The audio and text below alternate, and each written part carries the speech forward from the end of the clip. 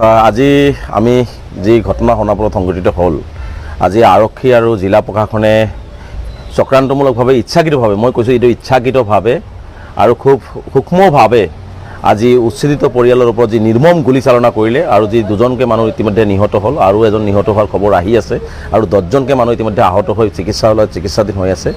এই ঘটনাটোক আমি তীব্ৰভাৱে নিন্দা কৰিছোঁ। অসম চৰকাৰক তীব্ৰভাৱে আমি গৰিহণা দিছোঁ আৰু অসম চৰকাৰক আমি স্পষ্টভাৱে ক'ব বিচাৰিছোঁ যে এনেকুৱা ধৰণৰ হত্যালীলা চলাই আচলতে মুখ্যমন্ত্ৰী হিমন্ত বিশ্ব শৰ্মা ডাঙৰীয়া কিহৰ ৰাজ দেখুৱাব বিচাৰিছে, আচলতে কিহৰ শাসনবাদ দেখুৱাব বিচাৰিছে। এইখন চৰকাৰ আচলতে সংখ্যালঘুসকলক হত্যা কৰাৰ চৰকাৰহে বুলি আমি স্পষ্টকৈ আজি অভিযোগ উত্থাপন কৰিছোঁ। কাৰণ তেওঁলোকে কাজিৰঙাৰ পৰা আৰম্ভ কৰি গৰুকুটিৰ পৰা আৰম্ভ কৰি নগাঁৱৰ পৰা আৰম্ভ কৰি আজি এই সোণাপুৰলৈকে তেওঁলোকে আমাৰ সংখ্যালঘু মানুহখিনিক, আজি যিসকল মানুহ ভূমিহীন মানুহখিনিক আজি ভূমি প্ৰদান নকৰি, তেওঁলোকক সংস্থাপনৰ ব্যৱস্থা নকৰাকৈ, তেওঁলোকক যি ধৰণে পুলিচ লগাই প্ৰশাসন লগাই গুলীয়াই যি মানুহক হত্যা কৰাৰ প্ৰৱণতা আৰম্ভ কৰিছে, এইটো আমি কিন্তু সহজভাৱে মানি লোৱা নাই। মই মুখ্যমন্ত্ৰীক স্পষ্টকৈ ক'ব বিচাৰিছোঁ, মুখ্যমন্ত্ৰী ডাঙৰীয়া যদি সংখ্যালঘুসকলক জীয়াই থাকিব নিদিয়ে, ভূমিহীন মানুহক ভূমি প্ৰদান কৰি যদি তেওঁলোকক বাসস্থান দিয়াৰ কোনো ব্যৱস্থা গ্ৰহণ নকৰে, যদি সংখ্যালঘুসকলক তেওঁ ভাল নাপায়, সংখ্যালঘুসকলৰ তেজে যদি তেওঁৰ খুব ভাল লাগে, সংখ্যালঘুসকলৰ তেজ পুলিচৰ দ্বাৰা গুলীয়াই হত্যা কৰি তেজটোকে যদি ভাল লাগে, তেনেহ'লে য'ত সংখ্যালঘু ৰাইজে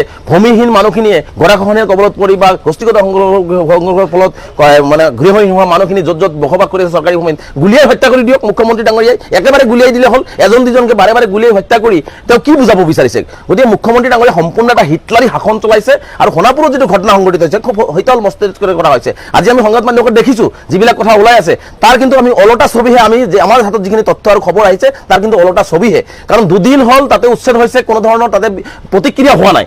প্ৰতিক্ৰিয়া নোহোৱা অৱস্থাত আজি যেতিয়া সেই উচ্ছেদিত মানুহখিনিয়ে বিভিন্ন ঠাইত যাব বা তেওঁলোকৰ যিহেতু ঘৰ বাৰী নাই, চৰকাৰে সেই মানুহখিনিক এটা ব্যৱস্থা গ্ৰহণ কৰিব লাগিছিল যে ক'ৰবাত হয়তো তেওঁলোকক জীয়াই থকাৰ কাৰণে কিবা এটা ব্যৱস্থা কৰি দিব লাগিছিল। কাৰণ তেওঁলোকৰ ল'ৰা ছোৱালী আছে, বুঢ়া পিতৃ মাতৃ আছে, সেইখিনি মানুহকতো থকাৰ কোনো ঠাই দিব লাগিব, কাৰণ সেইটো কেৱল ভাৰতীয় নাগৰিক।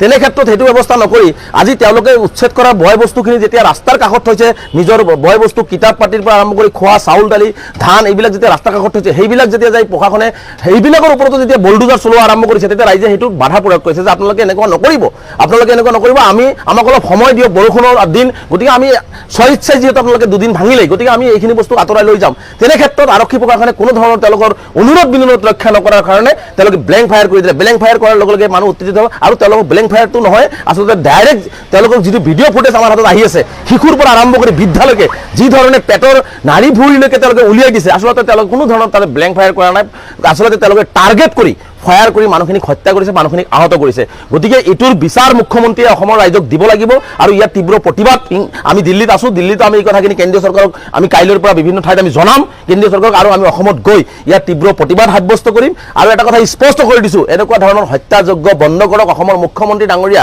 আপুনি যি অসমৰ ইতিহাসত আপোনাৰ নাম লিখি থৈ যাব বিচাৰিছে, আপোনাৰ নাম কিন্তু কলা আখৰেৰে অসমৰ ইতিহাসত লিখা থাকিব। গতিকে এনেকুৱা ধৰণৰ সংখ্যালঘুসকলক যি নিধন প্ৰক্ৰিয়া আপুনি আৰম্ভ কৰিছে, এইটো বন্ধ নহ'লে কিন্তু অসমত এটা ভয়াৱহ গণতান্ত্ৰিক আন্দোলন সৃষ্টি হ'ব।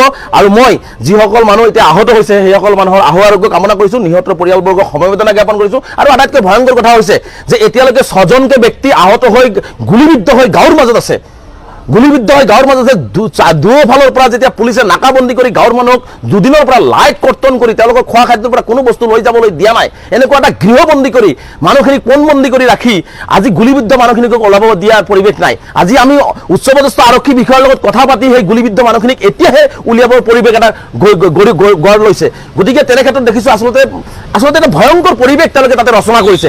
সাধাৰণ মানুহ তেওঁলোকক নোটিছ দিছে, সাধাৰণভাৱে কথা পাতি ভালকৈ কথা পাতি তেওঁলোকক উচ্ছেদ কৰিব পৰা গ'লহেঁতেন, এটা প্ৰক্ৰিয়াৰ মাজেৰে উচ্ছেদ কৰিব পৰা গ'লহেঁতেন, কিন্তু সেইখিনি নকৰি পেলাই তেওঁলোকে সম্পূৰ্ণ শীতল মস্তিষ্কৰে মানুহখিনিক কেনেকৈ হত্যা কৰিব পাৰে, মানুহখিনিক কেনেকৈ আহত কৰিব পাৰে তাৰ এটা প্লেনিং কৰি পেলাই আজি এই ঘটনাটো কৰিছে। আৰু ইতিমধ্যে আমি খবৰ পাইছোঁ, আমি অসমৰ ডিজিপি মহোদয়ক আহ্বান জনাইছোঁ যে বহু ছাত্ৰ ছাত্ৰীয়ে আজি স্কুলত গৈছিলে, এই ফায়াৰিং হোৱাৰ পিছত দুয়োফালে ৰাস্তা বন্ধ হোৱাৰ ফলত এই শিশু বা ছাত্ৰ ছাত্ৰীসকলে বিভিন্ন জংঘলত বা বিভিন্ন ঠাইত পলাই আশ্ৰয় ল'বলগীয়া পৰিৱেশ হৈছে, এতিয়ালৈকে ঘৰ যাই পোৱা নাই। গতিকে সেই মানুহখিনি যাতে নিৰাপদে নিজৰ পৰিয়ালৰ কাষত যাই পায় তাৰ ব্যৱস্থা গ্ৰহণ কৰাৰ কাৰণে আমি আহ্বান জনাইছোঁ। আৰু মুখ্যমন্ত্ৰী ডাঙৰীয়াক পুনৰবাৰ কৈছোঁ যে আপুনি মুখ্যমন্ত্ৰীৰ গাড়ীত বহি ভূমিহীন মানুহখিনিক ভূমি প্ৰদান কৰক, ভূমিহীন মানুহখিনিক তেওঁলোকে সংস্থাপনৰ ব্যৱস্থা গ্ৰহণ কৰক।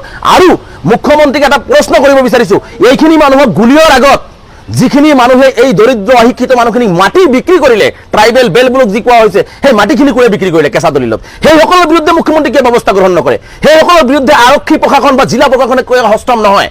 যিসকলে মাটি এইসকল সাধাৰণ ৰাইজৰ ওচৰত বিক্ৰী কৰিলে তেওঁলোকৰ বিৰুদ্ধে ব্যৱস্থা কিয় আজিলৈকে নহ'ল? গতিকে তেওঁলোকক গ্ৰেপ্তাৰ কৰিব লাগিছিল ইতিমধ্যে। তেওঁলোকৰ ওচৰততো গুলি নুফুটে মুখ্যমন্ত্ৰীৰ, তেতিয়া বন্দুকৰ গুলি কি হৈ যায়?